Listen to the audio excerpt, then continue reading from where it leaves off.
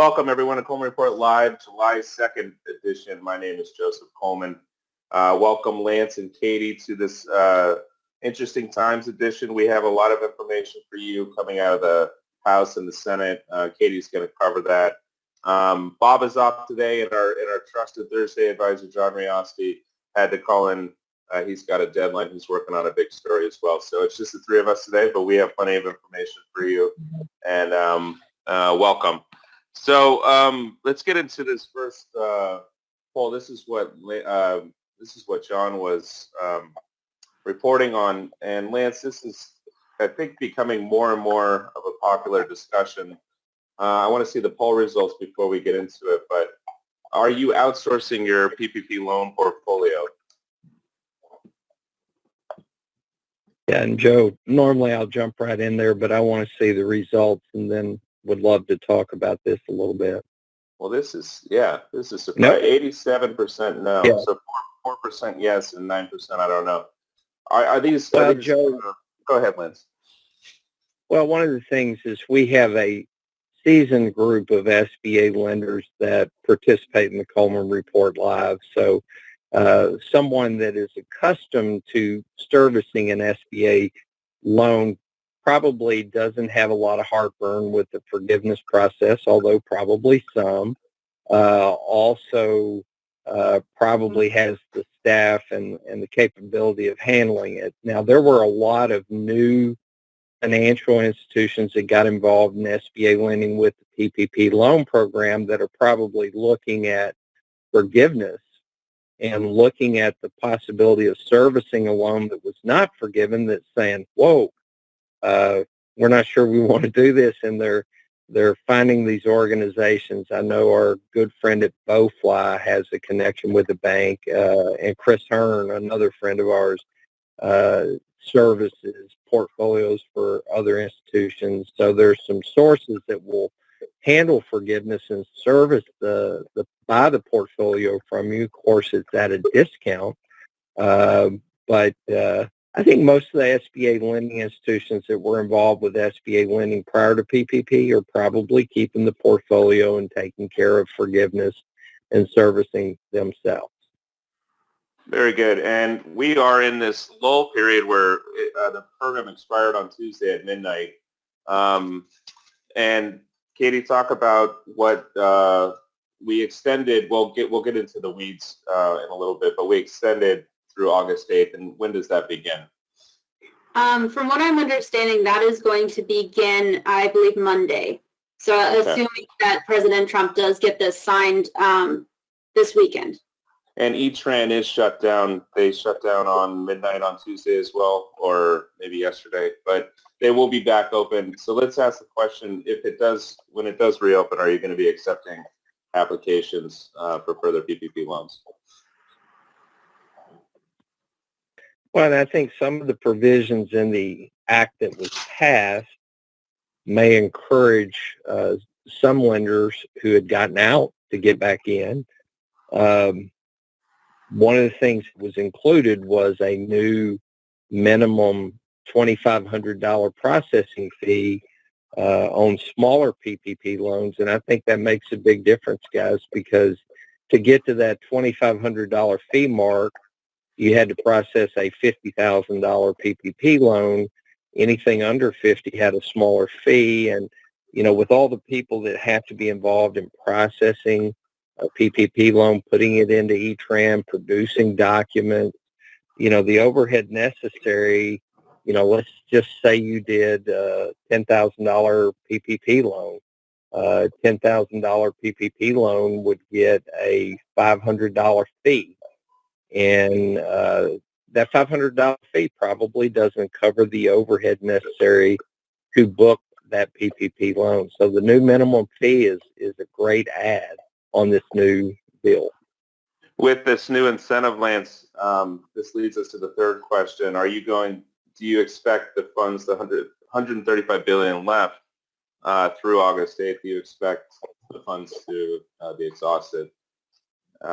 And we've been asking this question throughout the entire month of June with similar results. Yeah, so 75%, let's share this, 75% are saying no, How do you feel about it, even with the new incentives?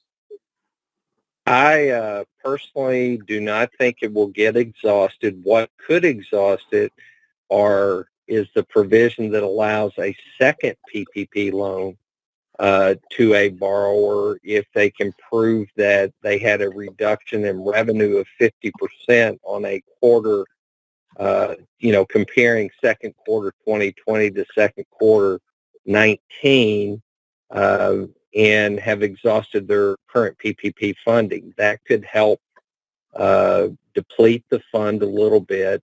But I still think, with the extension, we're still going to see smaller PPP applications come through, and I'm going to find it hard to believe that they spend the remaining. Katie, is it 130 billion still? Last I heard 130, yeah. So, Katie, let's get into this. The House voted late last night, and we did some breaking news, but let's clarify this for the audience today. Right. So I think even Lance might be a little bit confused on some of this because sounds like he's talking more about the P4 Act. And looking into this, we all thought it was P4 as well. A lot of news sources were reporting it as P4. It is in fact just the extension to August 8th. So what P4 is going to do is it's going to extend it to the end of the year. So this will just extend it and separate the PPP program from the 7A program to avoid that shutting down. The P4 is still in Congress. It has not passed yet, and it will be considered probably starting in about 2 weeks. The Congress will be back in session after the holiday, so we're hopefully going to hear more about that soon. So unfortunately, the new fees and things like that will not be quite in effect yet, but I expect they probably will come into effect pretty soon after that gets passed. Well, I was mistaken, Katie, because I thought P4 was attached to this. So, guys, the $2,500 fee is not available yet. Probably will be soon. And then the second PPP loan is not available yet. Right. So this is just an extension. And the only reason I think a lot of us even really realized that is because this is an August 8th deadline, and the actual deadline for P4 is going to be the end of December. So unfortunately, just because I think a lot of news sources didn't know the name of this extension bill, it got mixed up, and a lot of places are reporting as though it is P4, but it is not. Yeah, Katie, that's I saw a U.S. News and World Report or a source similar to that was reporting it as if P4 had passed with it, and that's where my thoughts came from. So this is just an extension of time, which puts me very solidly in the no, not all the money will get used up.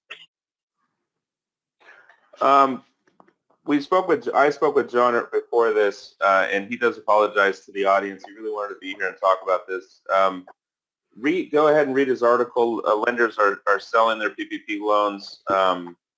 Our poll results say a little bit different, but we do have seasoned SBA. I think this is for there's 2,000 or 3,000 new 7A or SBA lenders that were not making 7A and 504 loans, right, Lance? That made PPP loans and are a little hazy on the forgiveness and the process of doing SBA lending. Would you agree with that, Lance? Yeah, I think, our audience is a more seasoned SBA lending group where there were a lot of banks that got their first taste of SBA activity with the PPP program, and the forgiveness process and the potential servicing process that would follow on those loans that do not get forgiven probably is encouraging them to look for third-party servicing or selling their portfolio to a third party. Let's talk about E-Tran for a second. Everybody needs to be recertified. We got this from SBA, and that starts on Monday. Lance, have you made preparations for this? You know what? Yeah, this is a once-a-year thing that your authorizing official at your institution has to go in and recertify those people that use cap access. and it needs to be done. It starts in a couple days, starts next Monday, I think it is, and ends in August.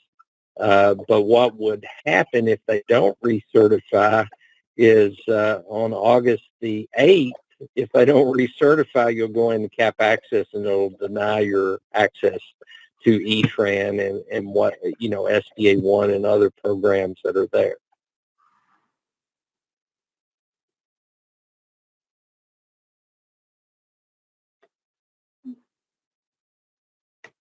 Hey, Joe, we can't hear you right now. All right, I have people renovate. All right, sorry, Katie, we have a new Senate bill that that gives us a little hope for forgiveness for loans under 150. Can you get into this? Right, so this just came out here a couple days ago, and it's a Senate bill that would give blanket forgiveness for PPP loans under $150,000. The borrower will have to submit some information saying, that what their situation is and everything, but it will be pretty much what we were all kind of hoping for, right, Lance? Yeah. Oh, this bill would make forgiveness simple for every institution and every borrower who participates. Not every borrower, but as we know, Katie and Joe, probably at least 90% of all PPP loans will fall under 150. And this is something that I've talked about, asked for, communicated with my congressional representatives about. A simple one-page forgiveness application for the borrower with limited additional documentation would make PPP forgiveness, not only for the financial institutions, but for the borrowers, would make it outstanding. Right, and this is a bipartisan bill, so I think it does have a pretty good chance right now of actually passing.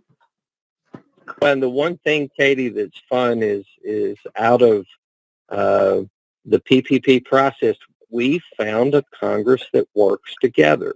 It's kind of funny. They couldn't agree on anything prior to PPP, and suddenly they're all working together for the betterment of the small business community. A couple questions. We talked about this, but the P4 includes the $2,500 minimum, not the PPP. The extension that goes through August 8th does not include this. Yeah, thanks for bringing this up again, Joe, because, again, my mistake earlier, I read an article from a good news source that led me to believe P4 was attached to the extension. It is not. Now, guys, I think P4 will pass at some point, and this fee will be in place. And I think it's a great thing for PPP because it'll generate some excitement in the PPP lending arena, because a bank, financial institution wouldn't mind doing a bunch of $10,000 loans if they were going to generate a $2,500 fee per loan. But it's not in place. Another question from Russell. Thank you, Russell. Has the 5-year maturity remained the same? The 5-year maturity is still in place on every PPP loan done after June 5th. Correct. Yeah, once the Flexibility Act is passed. Okay. We're going to be here tomorrow.